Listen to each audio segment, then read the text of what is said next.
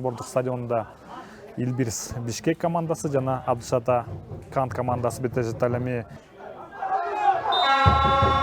мына эмесе футбол майраны башталды Кант шаарында. Рипару Абдышата командасына эми гана көтөрүп берүү жасалды. Максат Алгулов бул жерде мына Бутуратов Шаршанбеков оң канатка берсе болот. Бакытбек уулу аны чыгарып берген тобу кайрадан Алгуловдун соккусу. Буланса көбүрөөк оңоюраак болмок. Эми азырынча Илбирс командасы ийгиликтүү коргонууда. Узатылган сокку бул жерде Жумашев топко тийбей калды. Алтынасыр, Куджан, Насaf командалары менен беттешет. Абдышата командасы чабууда. Максат Алгулов оң канаттан чыгарып берген топ. Бул жерде сокку жана Хакимов Фириз Давлаттын соккусун Кирилл көрүүдө. Меджитов топ менен. Меджитовдун соккусу рикошет жана жетиш керек. Бул жерде Илбирс командасы контр чабуулга чыгууда. Бекберденовдун соккусу дээрлик 25 метрдей туюлууда.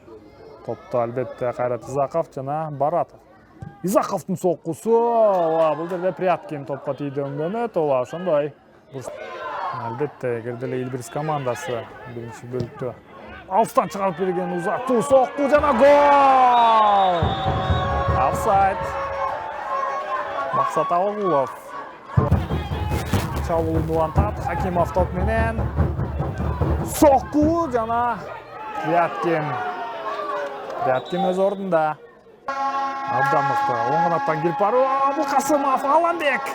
Сокку жана Кемалиев.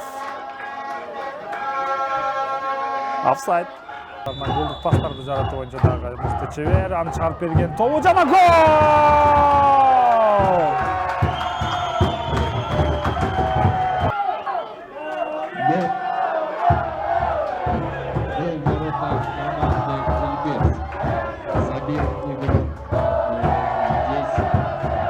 Маселе дарбазага өз дарбазасынан голду киргизе албоо. Узатылган сокку. Хакимов. Аракеттин болду.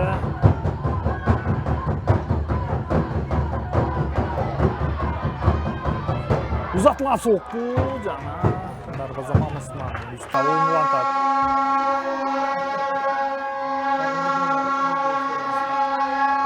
Илбирстин бул жерде мыкты чабуу сокку.